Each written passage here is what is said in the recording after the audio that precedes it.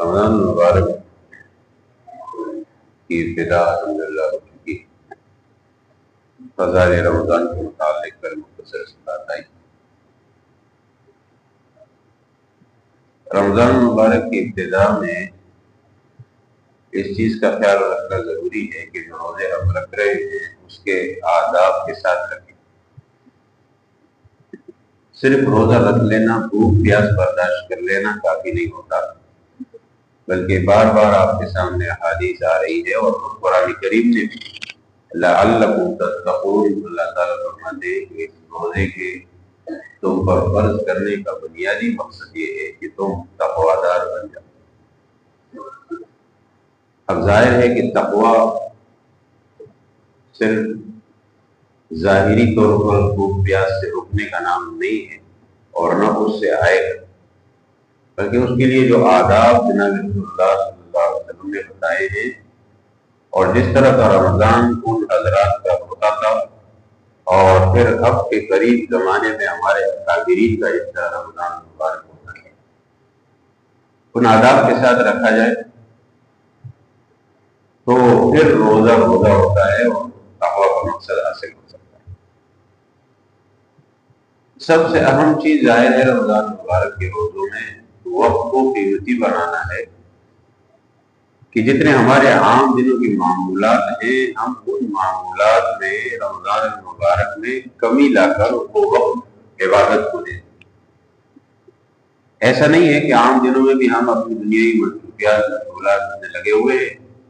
اور رمضان المبارک میں بھی سب کچھ وہی کر رہے ہیں، اسے بھوک پیاس برداشت کر رہے ہیں، بس یہی تبدیلی ہم میں آئے تو یہ کوئی بڑی تبدیلی نہیں ہے، نہ اس سے وہ مقصد حاصل ہو سکتا ہے۔ ہمارے اکابرین سے تو یہ منقول ہے کہ بزرگ حضرات کے پاس اس زمانے میں خطوط وغیرہ آیا کرتے، تو بہت سے حضرات اکابرین ہمارے ہاں ان خطوط کو بھی رمضان مبارک کے بعد پڑھتے تھے، تاکہ اس پہ بھی وقت ضائع ہوگا اور اس وقت ہم عبادت پہ لگائیں گے۔ آج وقت کس طرح ضائع ہوتا ہے اور کس طرح فضولیات میں صرف ہوتا ہے، وہ تو ہم دیکھ سکتے ہیں۔ تو اس لیے جو بھی تاجر ملازم ہو، سیزن اس پر آئے، وہ چاہے کہ میرا یہ سیزن، یہ موقع قیمتی ہو اور مجھے کچھ ملے، وہ سیزن کا ایک ایک منٹ قیمتی بناتا ہے، ضائع نہیں کرتا۔ اسی طرح جب رمضان مبارک نیکیوں کا سیزن ہے تو اس کے لیے ضروری یہ ہے کہ ہم اسی طرح رمضان مبارک کے ایام، ساعات، یہ گھڑیاں یا وقت ضائع نہ کریں، بلکہ اس کو قیمتی بنائیں۔ تو یہ ظاہر ہے تب ہوگا جب ہم یہ مانیں گے کہ ہمارا یہ سیزن ہے، اور پھر اس کے لیے ہمیں کوشش کرنی ہے اور اس کو کام میں لانا ہے، قیمتی بنانا ہے۔ تو اللہ تعالیٰ کی رحمتوں، برکتوں، نعمتوں، احسانات، انعامات کا سیزن ہے۔ ہم نے دنیا کا سیزن بنا لیا، دنیا کی کمائی کا سیزن بنا لیا۔ دنیا کی کمائی تو ضرورت ہے، سال بھر بھی ہو جائے گی اور ان دنوں بھی ہو جائے گی، جو اللہ نے مقدر میں لکھی اس سے زیادہ کبھی نہیں ملے گی۔ یہ عقیدہ اور ایمان ہمارا ہونا چاہیے۔ لیکن انسان آج اس دوڑ دھوپ میں لگا ہے، اور رمضان مبارک کو دنیا کی کمائی کا ذریعہ بنا دیا گیا ہے۔ ٹھیک ہے، دنیا کی کمائی جائز ہے اور جائز طریقے سے جائز ہے، لیکن اس میں جیسے ہمارے ہاں ہوتا ہے اور جس طریقے سے ہم اس کے لیے عبادت بھی چھوڑ دیتے ہیں، رمضان کی تراویح بھی چھوڑ دیتے ہیں، رمضان کے دیگر معمولات بھی چھوڑ دیتے ہیں،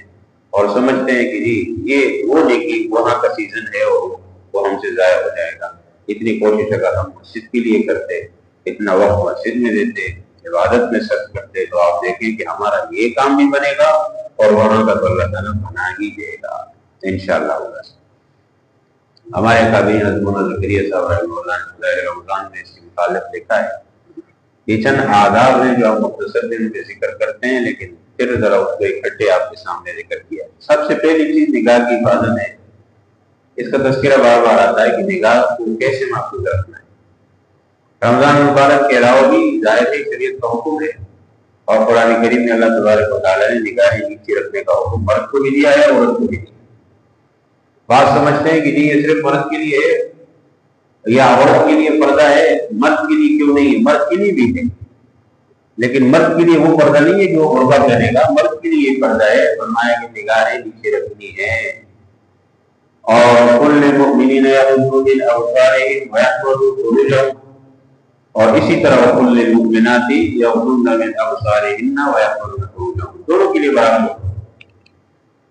نگاہیں نیچی رکھنے کے بعد اللہ تبارک و تعالیٰ نے شرمگاہ کی حفاظت کا تذکرہ کیا۔ کیوں؟ اس لیے کہ یہ ذریعہ ہے، شرمگاہ کو گناہ میں ڈالنے کا ذریعہ بھی بد نظری ہے اور بچانے کا ذریعہ بھی نظروں کی حفاظت ہے۔ وہ دروازہ ہے، وہ راستہ ہے، جب انسان نظر کی حفاظت نہیں کرے گا تو ہوتے ہوتے ہوتے آگے چل کر گناہ میں مبتلا ہوگا۔ اس لیے فرمایا کسی ایسی جگہ نہ پڑے جو کہ ناجائز و حرام ہے، نامحرم کا دیکھنا ہے، کسی کے سطر کا دیکھنا ہے، چاہے وہ کسی مرد کا ہو یا کسی عورت کا ہو، چاہے وہ اپنے وطن ہو یا تصویر میں ہو یا ویڈیو میں ہو، جس چیز میں بھی، جس جگہ کا، جس چیز کا اور جس کے چہرے کا چھپانا ضروری ہے اور جس کا دیکھنا ویسے ناجائز ہے، وہ تصویر میں بھی ناجائز ہے، وہ ویڈیو میں بھی ناجائز ہے۔ تو لہٰذا اس چیز سے اپنے آپ کو بچانا انتہائی ضروری ہے، اور اس کی وجہ سے انسان کی عبادت کا لطف اور مزہ بھی چلا جاتا ہے، کیونکہ بد نظری سے ایسی ایک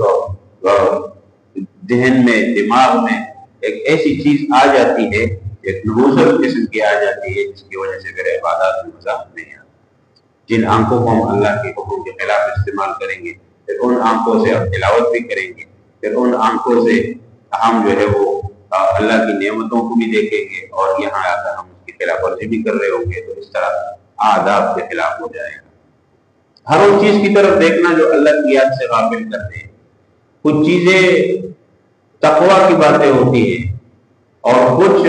ظاہر ہے حلال حرام کی بات ہے، جیسے ناجائز اور نامحرم کی طرف دیکھنا تو حرام ہے، لیکن قرآن کریم میں اللہ تبارک و تعالیٰ نے ایک اور نظر بد کو بھی ناجائز کی کہا ہے۔ وہ کیا ہے؟ وَلَا تَمُدَّنَّ عَيْنَيْكَ إِلَىٰ مَا مَتَّعْنَا بِهِ أَزْوَاجًا مِّنْهُمْ زَهْرَةَ الْحَيَاةِ الدُّنْيَا۔ فرمایا اللہ تبارک و تعالیٰ نے کہ یہ جو ہم نے اللہ کے اپنے نافرمانوں کو اور ان بدبختوں کو دنیا کی نعمتیں دی ہے اور وسائل دیے ہیں اور انعامات دیے ہیں، ان چیزوں کی طرف بھی نگاہ اٹھا کر مت دیکھیے، یہ تو اللہ تبارک و تعالیٰ ان کو بھیک دے رہا ہے، یہ تو ان کے لیے آزمائش ہے۔ یہ للچائی ہوئی نظروں سے دیکھنا جیسے ہوتا ہے ہمارے، یہ تقویٰ کے خلاف ہے۔ یہ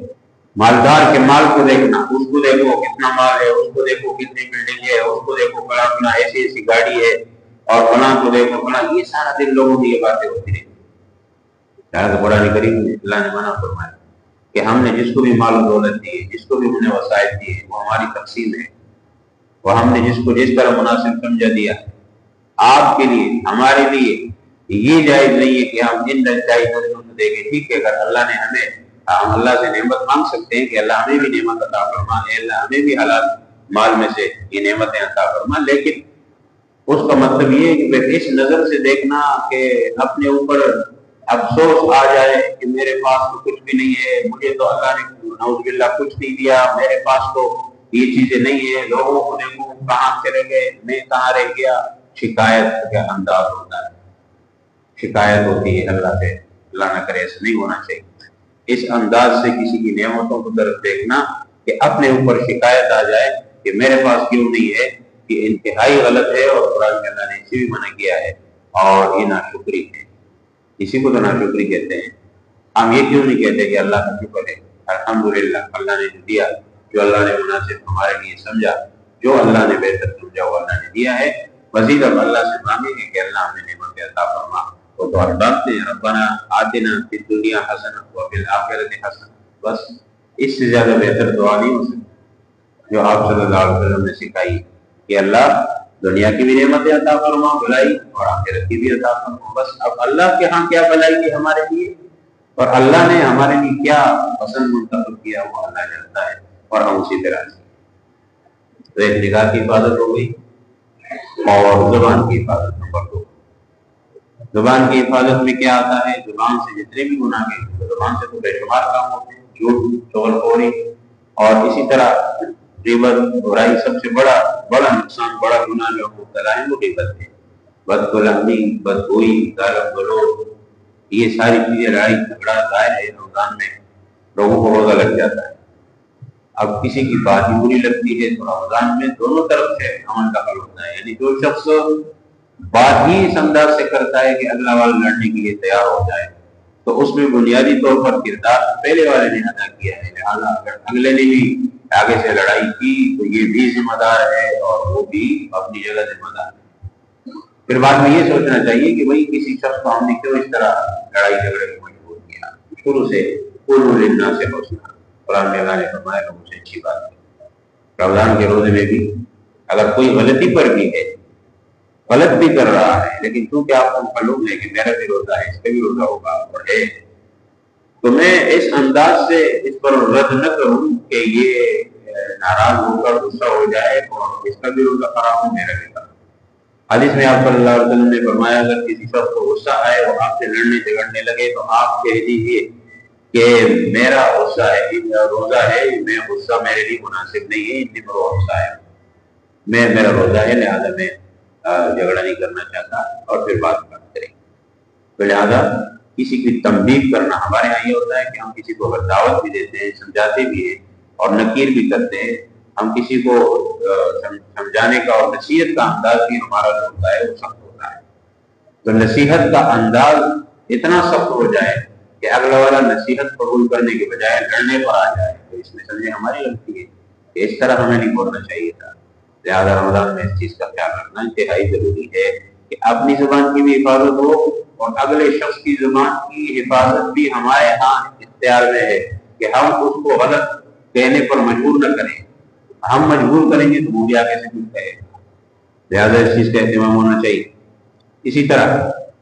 تمام اعضائے بدن اس میں آ جاتے ہیں، کان آ جاتے ہیں، کانوں سے ہر وہ بات جو زبان سے ناجائز ہے اس کو کان سے سننا بھی ناجائز، جھوٹ بولنا ناجائز، سننا بھی ناجائز، غیبت کرنا ناجائز، سننا بھی ناجائز، چوری خوری کرنا ناجائز ہے تو سننا بھی ناجائز، گانا گانا ناجائز ہے تو گانا سننا بھی ناجائز، جو چیز بولنے میں ناجائز ہے آواز ہی انسان سنے گا، تو جو ناجائز آواز ہے ناجائز آواز کرنے والا بھی گناہ گار ہوتا ہے، جو سننے والا ہے وہ بھی گناہ گار ہوتا ہے۔ تو اس لیے اس چیز سے بھی اپنے آپ کو بچانا ہے، رمضان مبارک کے مبارک ایام میں انتہائی ضروری ہے۔ اس کے علاوہ افطار حلال مال سے، رمضان مبارک میں جس شخص کو اپنے کاروبار کے متعلق دیکھیں، ہر آدمی اپنا کاروبار سمجھتا ہے، حلال کاروبار میں بھی ملاوٹ آ جاتی ہے حرام کی۔ کیوں؟ اگر حلال کاروبار میں کوئی جھوٹ بولتا ہے، دھوکہ دیتا ہے، خراب چیز اچھی قیمت میں، اچھے والی کی قیمت میں بیچ رہا ہے، خراب چیز کی خرابی چھپا کر اس کو اچھی قیمت میں بیچے گا تو یہ دھوکہ ہو جائے۔ من غش فلیس منا، فرمایا صلی اللہ علیہ وسلم نے دھوکہ دیتا ہے وہ ہم میں سے نہیں۔ ہاں ایک چیز ایک نمبر کی ہے، ایک دوسرے نمبر کی ہے، اور یہ بتا دے کہ اس کی اتنی قیمت ہے اور اس کی اتنی ہے، یہ اصلی ہے، اور یہ جو ہے وہ دوسرے نمبر والی ہے، یہ قیمت ہے اس کی۔ اب بات واضح ہو جائے گی، اگلی شخص کی مرضی ہے وہ چیز جس قیمت میں خریدنا چاہتا ہے۔ لیکن اگر خراب چیز کو اچھا کہہ کر فروخت کر دیا جائے، اچھی کی قیمت میں فروخت کیا جائے، کسی کو دھوکہ کہتے ہیں، اس سے حلال کمائی بھی حرام ہو جاتی ہے۔